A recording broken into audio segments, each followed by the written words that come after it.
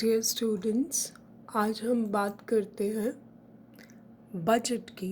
It's a new topic. Will discuss many issues related to budget. सबसे पहले हम देखते हैं कि बजट का मीनिंग क्या है, एक्चुअली बजट होता क्या है। The budget is said to have its origin from the French word जिसका मतलब था अ स्मॉल लेदर बैग। सन 1733 में इंग्लैंड में इस शब्द का प्रयोग जादू के पिटारे के अर्थ में भी किया गया था। आप जानते हैं कि इसके पीछे इसे जादू का पिटारा उस टाइम क्यों कहा गया, कि इसके पीछे एक मूल तत्व ये था कि सभी देशों में बजट में निहित तत्वों को उस समय तक सीक्रेट रखने की परिपाटी रही या गुप्त रखने की रही जब तक उसे देश की संसद के समक्ष प्रस्तुत न कर दिया जाए।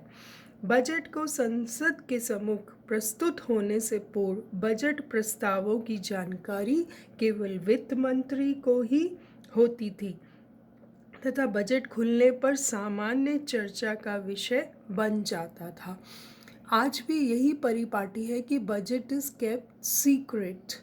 जब तक बजट पार्लियामेंट में आता नहीं है तब तक nobody nose about it's clauses. तो ये परिपाटी पुरानी चली आ रही है। यहाँ मैं एक आपको बहुत इंटरेस्टिंग फैक्ट बताती हूँ। डॉक्टर डैल्टन, जो कि वित्त मंत्री थे ब्रिटेन के, फाइनेंस मिनिस्टर, और एक बार ऐसा हुआ कि उन्हें अपना पद छोड़ने के लिए बाध्य होना पड़ा था क्योंकि लोगों को उनके बजट की जानकारी कुछ मिनट पहले हो गई थी।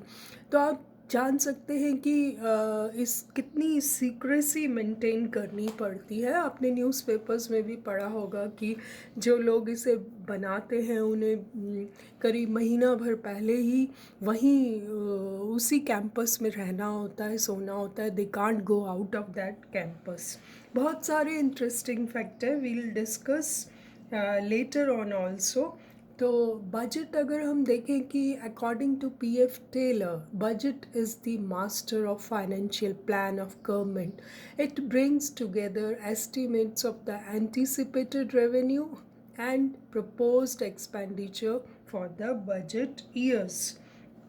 अगर हम हिंदी में इसका ट्रांसलेशन करें तो इसका मतलब है कि बजट सरकार की प्रमुख वित्तीय योजना होता है। ये कई क्रियाओं के वित्त प्रबंधन के साधन के रूप में की जाने वाली क्रियाओं की सूची को अपनाकर अनुमानित राजस्व एवं प्रस्तावित व्यय के अनुमानों को एक साथ लाता है।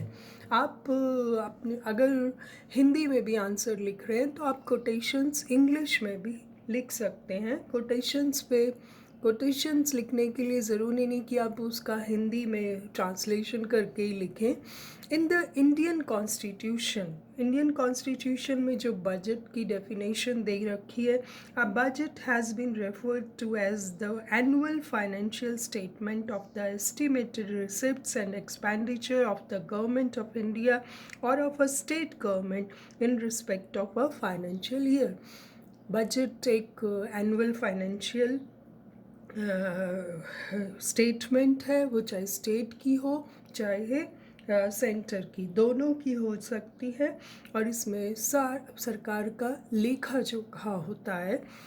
एक बहुत ही इंटरेस्टिंग फैक्ट है कि it contains 3 sets of figures. ऐसा नहीं है कि बजट करंट ईयर का पेश किया जा रहा है तो सिर्फ करंट ईयर के ही एस्टिमेट्स नहीं होते। इसमें 3 और 4 सेट्स ऑफ फिगर्स होते हैं।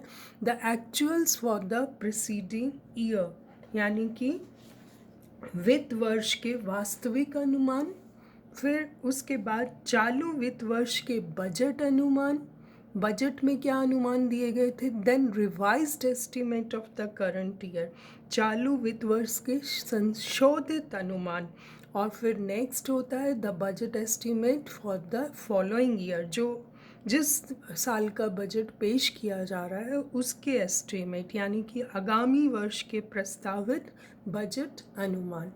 तो ये चारों जो है ये उसमें बजट जब पेश किया जाता है तो पिछले साल का भी, करंट ईयर का भी और आने वाले साल का भी सारे एस्टिमेट प्रस्तुत किए जाते हैं। जो प्रीसीडिंग ईयर निकल गया उसके तो एक्चुअल्स फिगर आ चुके होते हैं तब तक, और करंट ईयर में एक तो जब बजट पेश किया गया तब क्या फिगर्स थे, और अब रिवाइज्ड जब करंट ईयर बीतने पर है तब क्या एस्टिमेट्स हैं, और फिर आने वाले साल के भी बजट एस्टिमेट्स प्रस्तुत किए जाते हैं। तो इस तरह से जो बजट है इसका हम देखें तो ये एक वार्षिक आय व्यय का ब्यौरा होने के साथ साथ सरकार की आर्थिक नीतियों का प्रतिबिंब भी होता है, देश की अर्थनीति बताता है, और आर्थिक स्वास्थ्य का एक आईना। हमें किसी देश का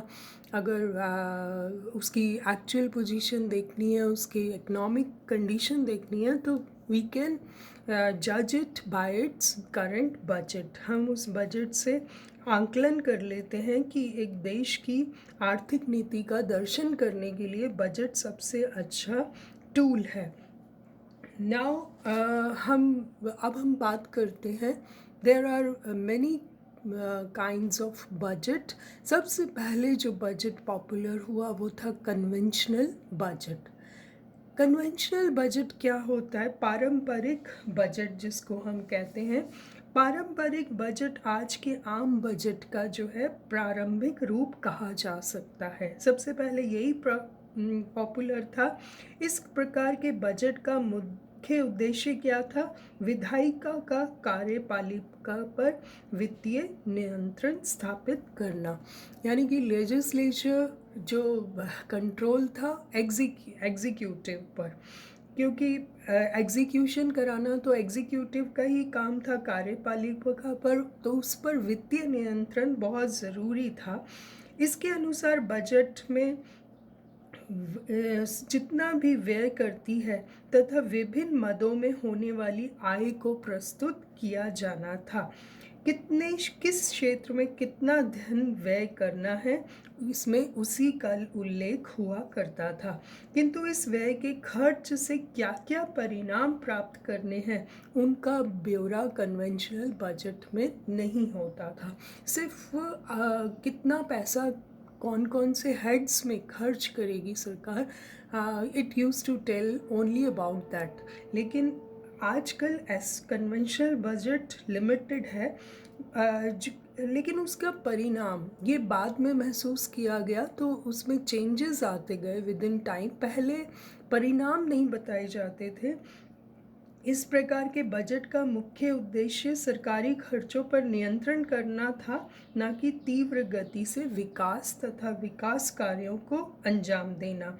इसलिए कालांतर में पारंपरिक बजट पद्धति स्वतंत्र भारत की समस्याओं को सुलझाने तथा इसकी महत्वाकांक्षाओं को प्राप्त करने में असमर्थ रही।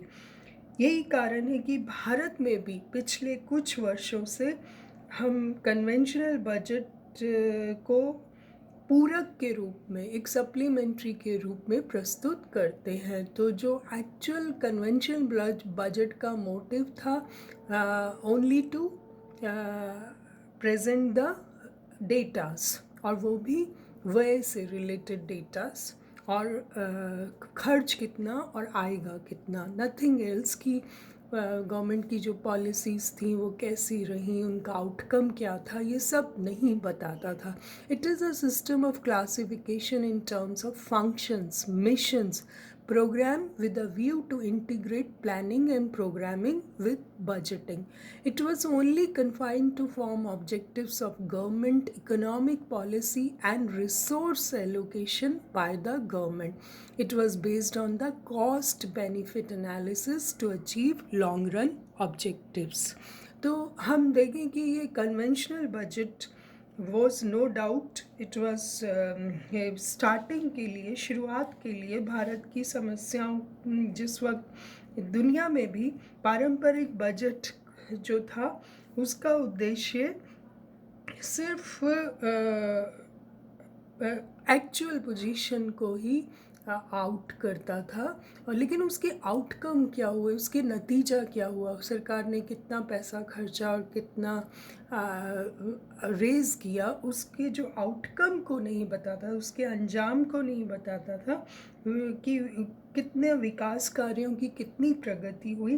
तो टाइम के साथ साथ हमने इसमें चेंजेस किए और कई तरह के आउटकम बजट और ज़ीरो बेस बजट आप आगे पढ़ेंगे। तो उस तरह के बजट्स का टाइम के साथ हम उन पर ज़्यादा रिलाई करने लग गए। तो इस तरह से आप देख सकते हैं कि what is budget and what are its conventional budget को हम किस रूप में एनालाइज कर सकते हैं। Will study more in next lecture. Thank you so much.